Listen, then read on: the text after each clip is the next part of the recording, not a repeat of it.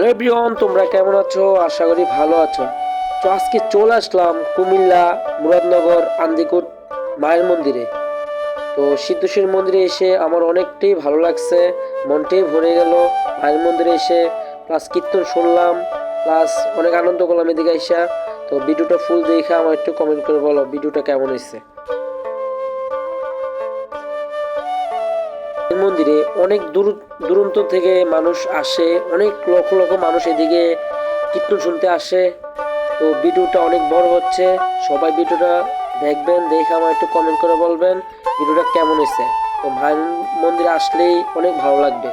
তো সবাই যারা যারা এই বছর আসতে পারেন না, আগামী বছর অবশ্যই আসবেন কীর্তন শোনার জন্য। লক্ষ লক্ষ মানুষ হয় এদিকে। তো এদিকে ভিডিওটা দেখে আমার একটু সবাই কমেন্ট করে বলো।